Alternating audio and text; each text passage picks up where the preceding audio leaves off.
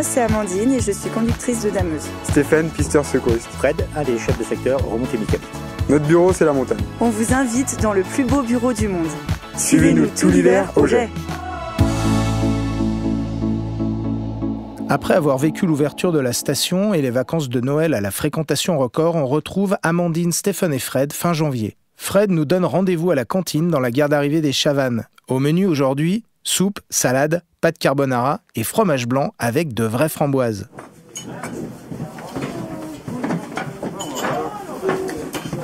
Alors là, dans la cantine des Chavannes, où on manque au deuxième service, parce qu'il y a 3 services. Hein. Ah ben, c'est un moment où au moins on peut se retrouver entre nous, quoi. Toi, là, il y a tous les services confondus. Hein.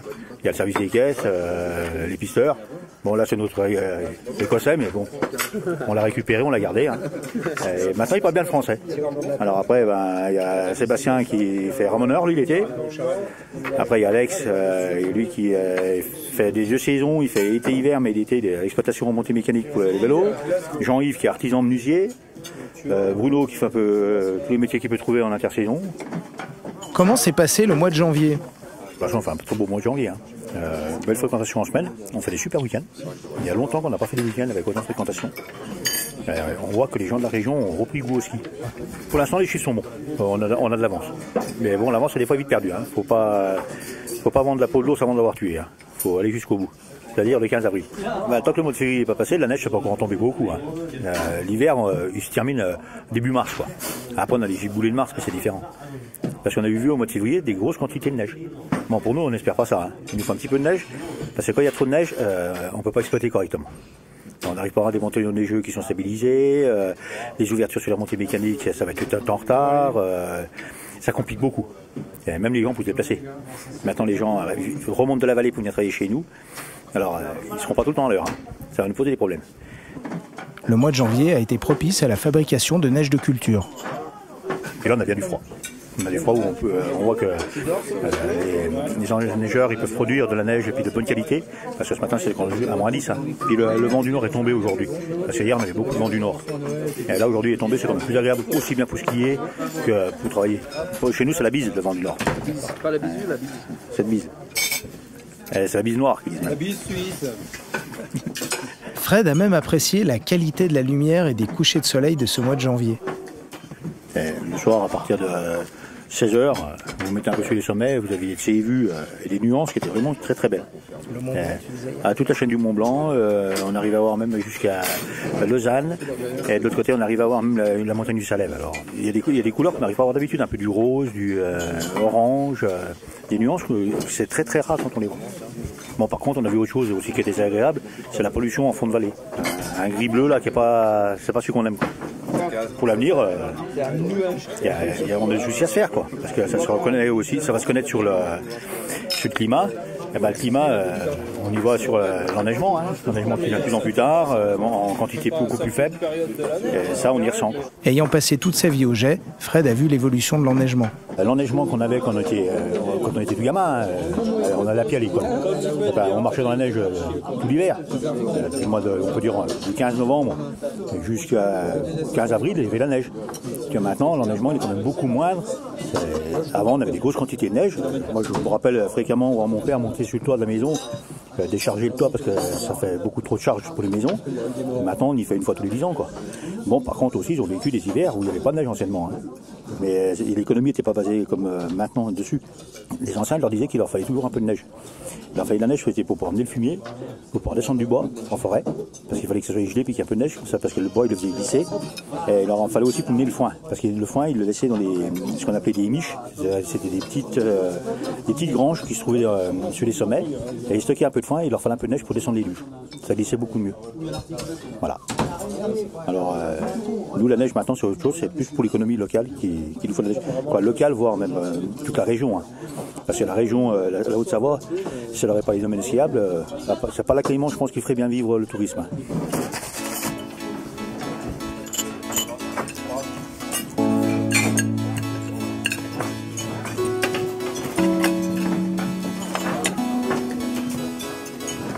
Et du coup, tu prends pas de framboises? Non, les framboises, non, elles sont pas de chez nous, celles-là. Non, bon, les vraies framboises, elles sont pas aussi grosses. Ça vient de Tchernobyl, ça. Non. On va manger le fromage blanc nature, c'est bien meilleur. Ça se calme un peu, c'est le 3e service là. Ouais, bah là les gens repartent sur leur poste de travail. Il y en a encore un service qui se fait le 3e et il est moins nombreux finalement le 3e. Des fois on va retourner sur le terrain, voir un peu ce qui se passe sur les appareils, la fréquentation, faire un peu de papier, et puis voir le plan de la mâche pour ce soir. Savoir où c'est qu'il faudra que les machines passent, refaire les arrivées, les départs. Alors soit c'est moi qui le constate ou alors c'est les responsables d'installation qui me le signalent. Et après je le rentre sur l'ordinateur dans SNOSAT pour que le responsable du damage puisse se rendre compte du travail qu'il y aura à faire. SNOSAT est un système qui mesure l'épaisseur de la neige en temps réel sur tout le domaine. Un outil de travail incroyablement efficace. Il permet à tous les acteurs du domaine skiable, remontées mécaniques, pisteurs, spécialistes de la neige de culture et dameurs, de travailler ensemble. Devant son écran, Fred laisse un message à l'équipe de dameurs du soir pour qu'ils retirent de la neige dans la zone de départ du télécabine des Chavannes. Là, je la mets bulée, sortie escalator. Voilà. Je fais une petite validation. Là, c'est un très bel outil. Hein. C'est un outil qui nous permet d'avoir un manteau neigeux qui est homogène de partout. On arrive à savoir nos quantités de neige. C'est un gain de temps pour le travail des machines, pour la production de neige de culture. On produit la neige vraiment où on en a besoin. Ça nous permet de faire des économies d'énergie, des économies de gasoil hein, aussi, hein, kérosène. Vu que c'est rentré dans la machine, ça apparaît sur son écran, il le voit. SNOSAT permet de localiser très précisément les zones de danger sur les pistes. Stéphane, pisteur secouriste, en a repéré une qu'il indique dans le logiciel. Là, par exemple, on est sur le mur on va descendre là sur le mur des Foliets. En bas, on a une perche à neige qui est juste là, dans le coin, juste avant le tunnel, là dans l'angle. Et avec le vent, elle a produit un petit peu en contrebas et ça va faire un espèce de gros dôme là. Et puis là, on va demander aux dameurs ce soir qui rabotent un peu cette bosse pour que ce soit moins dangereux, quoi. Là, par exemple, pour ce cas-là, j'ai mis supprimer la bosse dans le virage en contrebas de la perche pour atténuer le dénivelé. Et on leur donne des infos précises et puis eux, pareil, ils peuvent, via ce logiciel, nous redonner des infos, par exemple, débaliser telle piste pour qu'ils puissent travailler avec la machine le soir ou le matin, quoi. C'est assez intéressant parce que du coup, on peut avoir le visuel, nous, sur l'ordinateur avec les différentes hauteurs de neige. Donc on se rend bien compte qu'en haut du domaine, on a plutôt des taches bleues, violettes, là, ce qui représente déjà des bonnes quantités. Puis en bas, on est dans le rouge, dans le orange, où voilà, on a des épaisseurs plus faibles. Donc déjà, là, ça nous donne une idée de l'enneigement sur la station. Il est 16h15, le domaine skiable est sur le point de fermer et les pisteurs vont parcourir chaque piste pour s'assurer qu'elles sont vides de skieurs.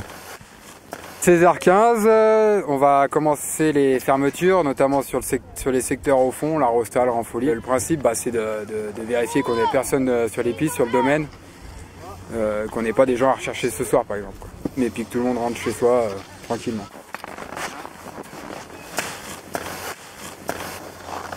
On est à l'arrivée d'Express Chavannes.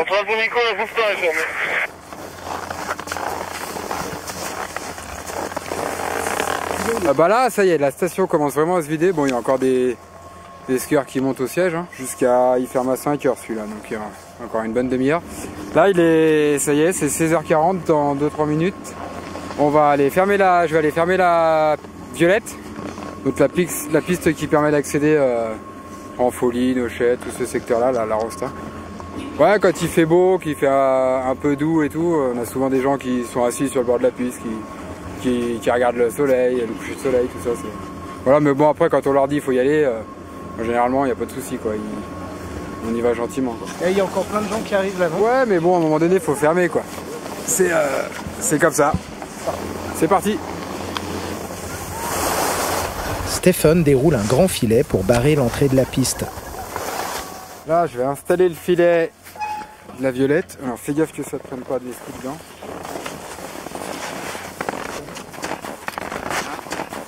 Voilà, on finit sur les coups de 5h30. Vers 6h30, on est à la maison, quoi. Des fois un peu plus tard. Ça dépend. C'est quoi ce clocher ? J'ai trouvé ça l'autre jour. Je voulais pas le ramener à ma fille parce que... Voilà, on va me casser la tête toute la journée. Au final, ça me casse quand même la tête, quoi. Je mets ce truc là, banderole fermée. Centrale pour Steph, j'ai installé le filet de la Violette. Aussi. Et bon, on va descendre la piste des violettes, on la patrouille, on l'a fermée. Hop, encore fermer là. Voilà, il y a toujours quelques irréductibles qui passent parce que on a la liaison là-bas pour qu'ils rebasculent sur le parking des Perrières. Bon, en général, ils connaissent, ils savent. Bon, il y en a toujours qui se font avoir en bas, mais...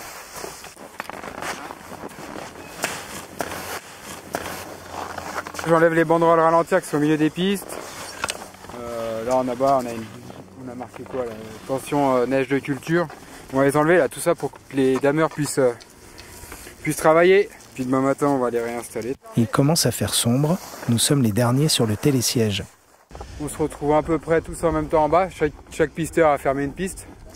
Voilà, les noirs, la reine des prés, la tulipe, la sautenaille. On a quoi, l'églantine, toutes les pistes là, ça y est, sont en train de se fermer. Centrale pour Steph, la violette est fermée.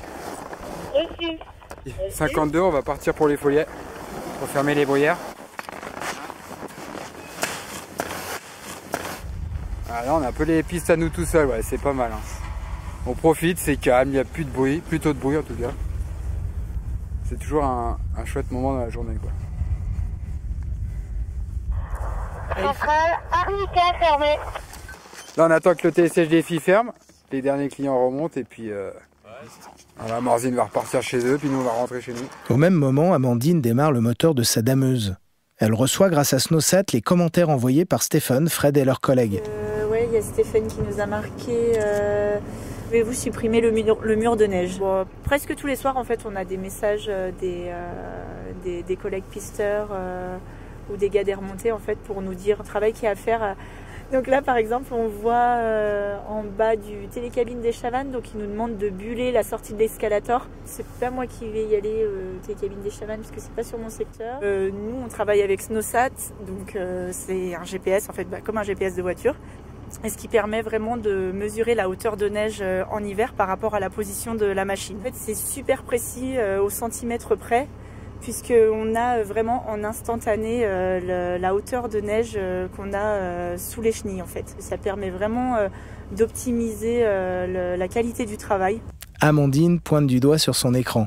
Ma machine est en plein milieu de l'écran et ensuite si on dézoome on peut voir donc tout le domaine, tout le plan du domaine.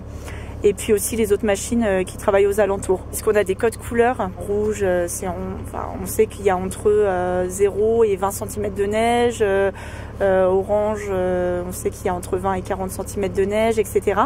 Et donc avec ces codes couleurs, on sait exactement quelle partie de la piste on doit travailler en priorité, ou à quel endroit on peut aller rechercher de la neige pour en remettre à un endroit où il y en a un petit peu moins. Par exemple, Amandine va chercher de la neige sur les bords, là où elle s'accumule, pour la ramener vers le milieu de la piste.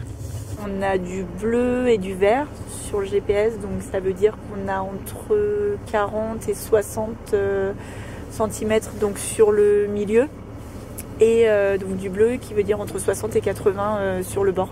Donc j'utilise la lame vraiment pour ramener la neige qui est sur le bord de la piste, donc plutôt sur le milieu, parce que donc comme on peut voir sur le GPS, il y a beaucoup plus de neige sur le bord que sur le milieu de la piste.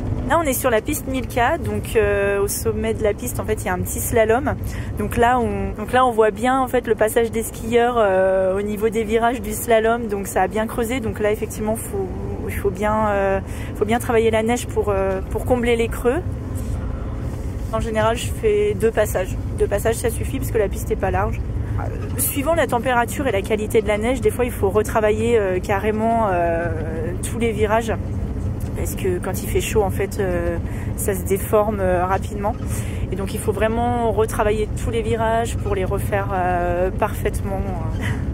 Là, il fait bien froid, donc ça bouge pas trop, donc ça va. Il suffit juste d'entretenir un petit peu et ça va. Il n'y a pas énormément de boulot à faire. La neige de culture et la neige naturelle n'ont pas la même consistance et ne se travaillent pas de la même façon. Suivant la température qu'il a fait pendant la production de neige, elle va être un peu plus difficile à travailler parce que soit elle va être un peu plus mouillée ou plus consistante. En ce moment, c'est vrai que vu les températures assez froides, ça va, ça fait de la bonne neige de culture. là, on est dans le village des Indiens. Alors là, du coup, il y a un bonhomme de neige derrière, donc je vais essayer de ne pas l'écraser. J'aime pas écraser les bonhommes de neige.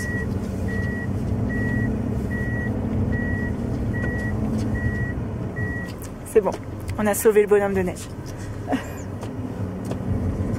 Il y a des grands rétros, c'est comme en camion, hein. On voit bien. Et est-ce que du coup tu es super forte en créneau en voiture? Oui.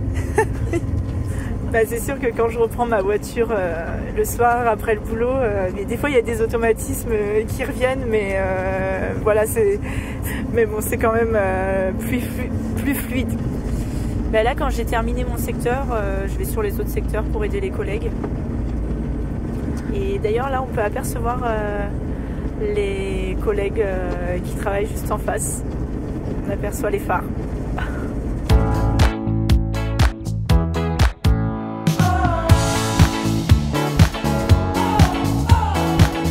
Dans quelques semaines commencera l'autre temps fort de l'hiver, les vacances de février.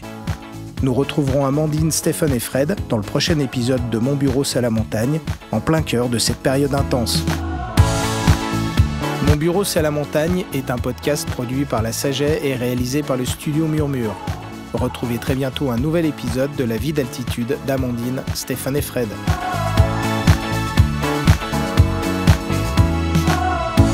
Suivez-nous tout l'hiver au jet.